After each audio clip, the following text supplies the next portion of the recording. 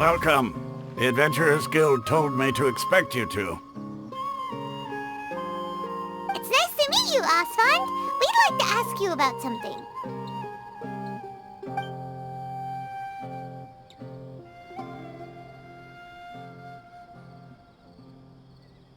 I see. So, Catherine's the one who sent you this way. Ha! It's true that the Eremites' network is vast, but even I can't help you meet the Dendro Archon. Wait, seriously? That's it? Afraid so. The Eremites aren't terribly religious, so we don't know much about divinities. As far as the Akasha goes, we can access even less than you. We originally came from the desert. The gods there died off long ago. Since those days, we've used our own two hands to carve out a living. We don't beg gods for their aid. It isn't just us, though. If you ask me, I think most in Sumeru aren't interested in Lesser Lord Kusanali. Oh? Why's that? Just take the Academia, for example. They're the ones who truly rule Sumeru. Although they believe in gods, most of them only care for the late Greater Lord Rugurdevada. In their eyes, she was the one who founded Sumeru and gifted us with the Akasha. Lesser Lord Kusanali just happened to inherit her legacy. Because of the Academia's influence, most citizens are more familiar with Greater Lord Rugurdevada and hold her in greater esteem. Not to mention that Lesser Lord Kusanali never makes an appearance, and the Academia never announces anything about her. As far as the people of Sumeru are concerned, she's just a god that exists. And that's all. Really? Aw.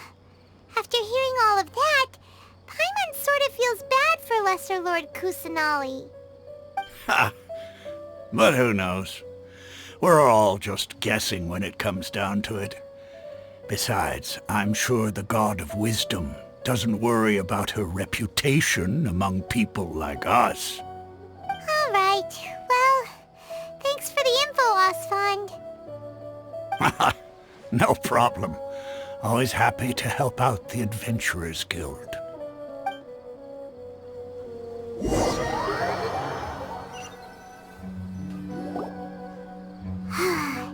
Seems Osfond was right about most people's attitudes here. Not only are they not interested in the Dendro Archon, they even say stuff like, if the Akasha doesn't think I should know, then I don't need to know about it. We've been asking for information non-stop ever since we got to Sumeru. But the harder we try, the more helpless everything seems. Isn't there at least one person in this entire city who cares about Lesser Lord Kusanali? Oh, you two are interested in Lesser Lord Kusanali? Huh? Who are you? From the sound of it, you two are Outlanders who recently arrived here. You've been asking around for information on Lesser Lord Kusanali, right? Oh, I'm sorry. I forgot to introduce myself. I'm Dunyarzad, one of Lesser Lord Kusanali's faithful followers. Whoa, really? Then do you know how we can meet with her? I'm afraid I can't help you with that. But your conversation earlier did happen to remind me of a legend about the Dendro Archon. Sure. It goes like this. Long, long ago, there was a man who heard a prophecy. It predicted that a great calamity was about to befall him. Panicked by what he heard, the man sought out the Dendro Archon in hopes that she would bless him with the wisdom to help him escape his predicament. The man journeyed across deserts and through rainforests and experienced tribulations of every kind. However, he still couldn't find any trace of the Dendro Archon. In despair, he thought, alas, the Archon has abandoned me. He then had no choice but to sorrowfully resign to his fate. Okay, and then what happened? And then, the calamity came. But to his own surprise, the man felt somehow emboldened by the trials of his journey. By relying on his own strength, he managed to overcome the adversity. At that moment, a bird perched upon his shoulder. This bird was, in fact, an avatar of the Dendro Archon. She said, "O Archon Seeker, do you now understand? She and her wisdom have long been found by you. Along your journey, we were in every flower and blade of grass, every ray of sparkling sun, and every breath of dancing wind. So long as you continue to think and ponder, we'll be wherever you go." Yeah, thanks for the story! Paimon feels all warm and fuzzy inside after that. In a way. It seems like this story is also one of the Dendro Archon's avatars. Dunyarzad, since you worship Lesser Lord Kusanali, can you tell us anything else about her? Of course. So did you two know that, I'm terribly sorry, but it seems something's come up now. Let's chat another day.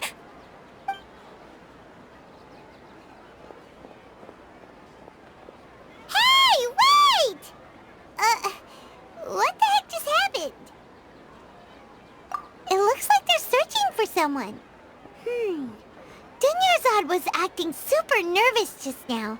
You think they're looking for her? This stinks! We finally managed to find a lead about Lesser Lord Kusanali! We can't let them get in the way now. Let's see if we can get rid of them. Then we can catch up with Dunyarzad. Hey, have you two seen a brown-haired girl wearing a purple top and a long blue dress? We're looking for her. Did she have bandages wrapped around her wrists? Yes, that's her. Did you see which direction she went? Yeah, she went that way. Quick, after her!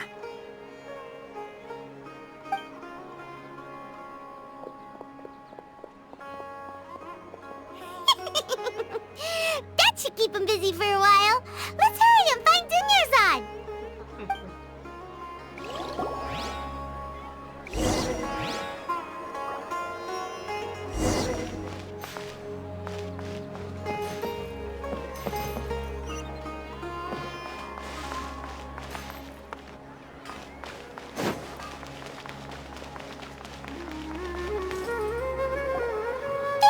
Dunyarzad, we thought you might have been long gone by now. Oh, it's you two. Oh, you startled me there. You can relax now. We threw those people looking for you off the trail. Really? Thank you so much. Unfortunately, I believe there's still more of them out there looking for me. Uh-oh, looks like there are some coming this way. Huh? More of them? Then what are we standing here for? Run! No, wait, my body isn't in the best shape. It's difficult for me to run. Okay, sounds good. There's a tavern on the other side of the port we can go to. They probably wouldn't expect me to hide in a place like that. All right, let's move out. Stay behind us. We'll keep an eye out for anyone looking for you.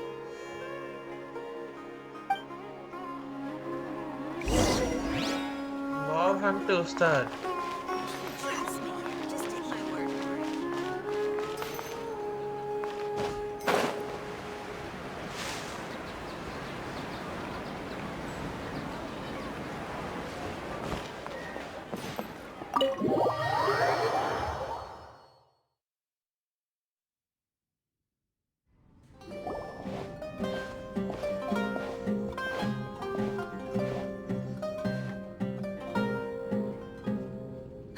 We made it.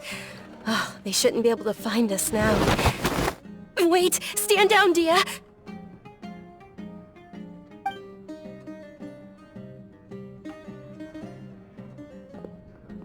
My lady, who are these two? They're travelers that I met on the street, just a moment ago. They happened to notice that you were all searching for me, so they helped me hide. I see. In that case, you two should scram. There's nothing here for you. Wait a sec! Who the heck are you? And why are you shooing us away? I'm Miss Dunyarzad's bodyguard, here to see that she returns home safe and sound. My lady, let's get going. You've been gone for so long that your parents are worrying themselves sick. And if I refuse to go with you? It'd be easier for the both of us if you cooperated. But if you insist on not going, then I'll have to carry you like a sack of potatoes. Hey! Dunyarzad already said she doesn't want to go back. Why are you still pushing her? Stay out of this. You don't understand the situation. Sorry, my lady. Even though I'm your bodyguard, your parents are my employers. I have to answer to them. How much? Wait, what? How much more do I have to pay you to become your employer? So you never listen to my parents ever again. Double? A triple? Give me some time and I'll get that much. My lady, this isn't about Mora. I don't know what you think of us Eremites, but let me say this. I like Mora, but I'll never go against my principles. That's why I'm here looking for you. Sure, it's an order from my employer, but my conscience was also telling me it's the right thing to do. And knowing your health, carelessly running around like this is gonna hurt ya. For the sake of those who love you, don't be stubborn. No, you're wrong. I'm aware of my limits and I know what I'm doing. Honestly, the only people being stubborn right now are my parents. And I know perfectly well that it makes no difference if I'm at home or not. They still won't accept reality. And every time I bring this up, they just change the subject. Dia, you've been living with us a long time already. This should be old news to you. Dia, I know it hasn't been easy for Mother and Father, and I'm grateful for everything they've done for me. But there's someone else in this world I'm also grateful to. Because she saved me.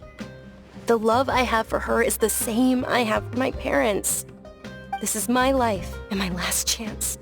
So I want to do something meaningful.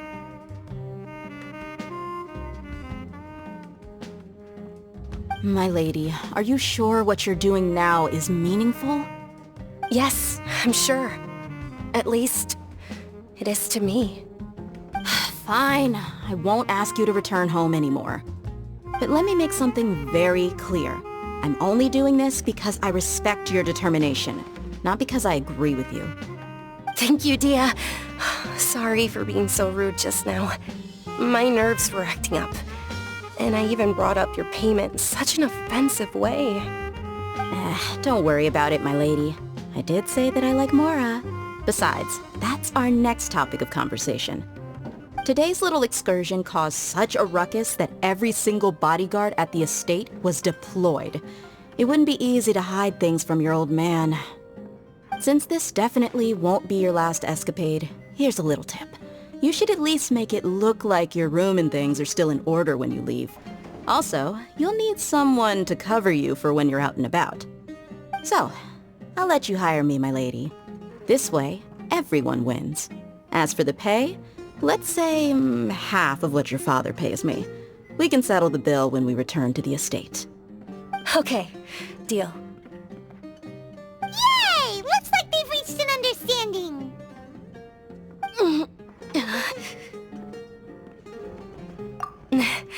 I'm fine, really. I just feel a little tired now that things have calmed down. My lady, stop trying to look tough. We're already in a tavern, so let's rest up and grab some grub.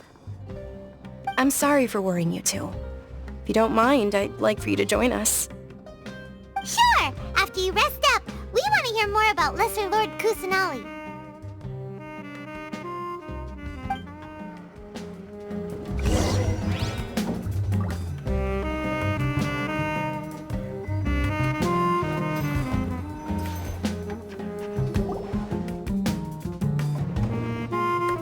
Ha! Well, if it isn't Dia. Haven't seen you in nearly half a year. Word on the street is that you're a bodyguard for the Homayani family now. Ha! Don't you find that kind of work boring? Nah, you get used to it. How about a menu over here? You got it. Huh? Isn't this little Miss Homayani herself? We don't get to serve personages like you very often. We'll be sure to prepare our very best. Thank you, sir, but there's no need.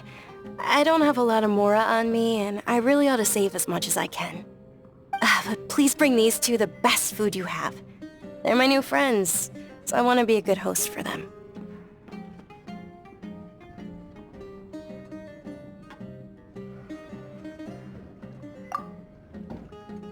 Yeah, we're already super grateful for everything you told us about Lesser Lord Kusanali. How about our charcoal-baked Agelenach cakes? They're our signature snack, and they run cheap. Look, other customers over there are eating some now. They look kind of burnt and dry. Paimon will pass.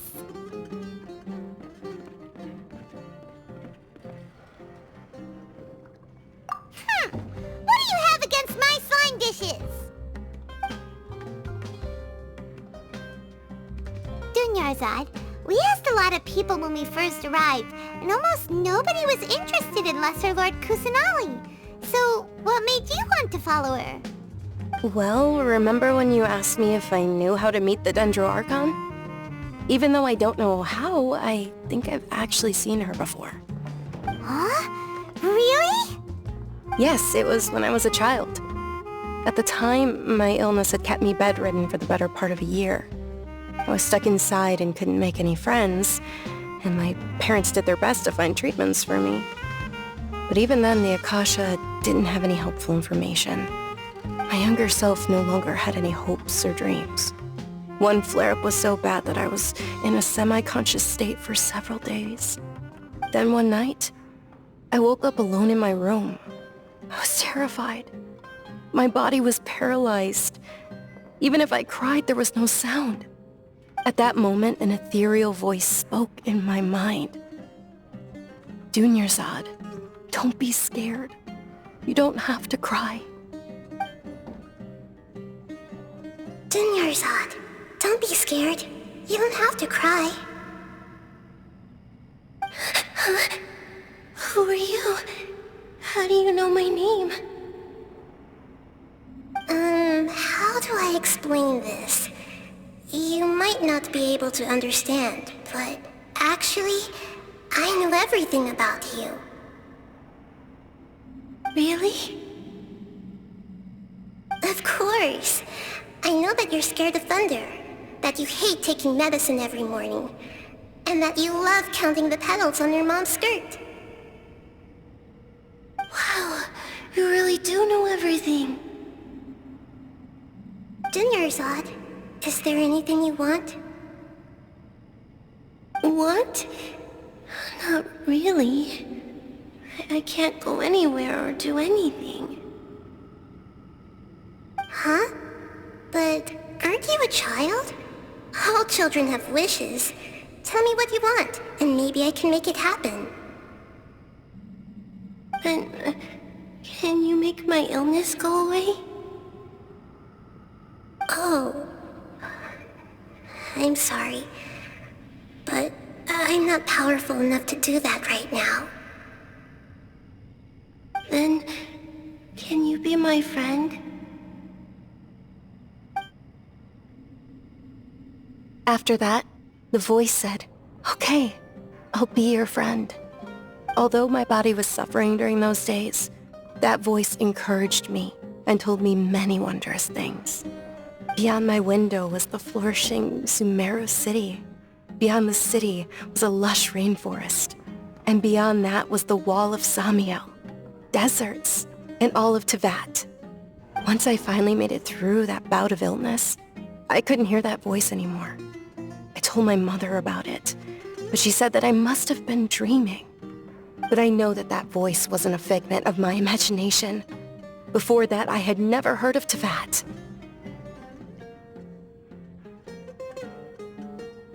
Yes, for sure. If it weren't for that voice, I would have never grown curious about the outside world, nor would I have learned how to read and enjoy so many books. That voice sparked a desire for wisdom. It had to have been the Dendro Archon. I've been hoping for a chance to repay her kindness. In fact, I was running around today to help prepare the Sub-Zerus festival for her. What's the Sub-Zero's festival? It's Lesser Lord Kusanali's birthday, which was the day that she was found by the sages. It's actually an old holiday that originally celebrated Greater Lord Rukkhadevata's birthday. When she passed away, the holiday eventually became a celebration of the Lesser Lord's birthday. I heard everyone was overjoyed when they welcomed her back to Sumeru. In those days, the festival was a huge deal. But because of the academia's influence, people have gradually lost interest in the festival. The academia actively participates in Sumeru's many holidays dedicated to Greater Lord Rukkhadevata. But when it comes to the Sub-Zero's festival, forget any funding. They practically act like it doesn't exist. Maybe they see Lesser Lord Kusanali's birth as confirmation of Greater Lord Rukkhadevata's death, so they're reluctant to celebrate it. Aw, but that's awful. It is. It's absolutely terrible. Sure, the Greater Lord founded Sumeru, but hasn't Lesser Lord Kusanali been the one quietly protecting us for the past few hundred years? Just remember that we're still out in public. Don't get too carried away now. I know that people over by the Grand Bazaar still hold the Sub-Zero's festival to this day. But I hadn't met any of them before, so I was never able to contribute. But recently, I made a friend there who also follows Lesser Lord Kusanali. I gave her my savings because I want her to throw a wonderful festival this year. That's the least I could do for Lesser Lord Kusanali. Hold on, my lady. Does this friend happen to be Nilu, the one who sends flowers to the estate? Yes, that's her. I saw her leaving the other day with a nervous look on her face. It seemed like she was hiding something in her arms. Did you give her something? Yes. Initially, I didn't have much Mora prepared, so I had Nilu sell one of my skirts. I've agreed with Nilu to meet up at the Grand Bazaar today, and see how things are coming along. Dia, would you accompany me? Sure. That's quite the trip, though. I'll carry you. No, that would be too much, even for you. You might as well just accept the lift. If I let you walk, who knows how long it'll take us. And if anything happens to you, then I'd really never hear the end of it from your father. But of course! Nilu will be thrilled to hear there are more people interested in Lesser Lord Kusanali.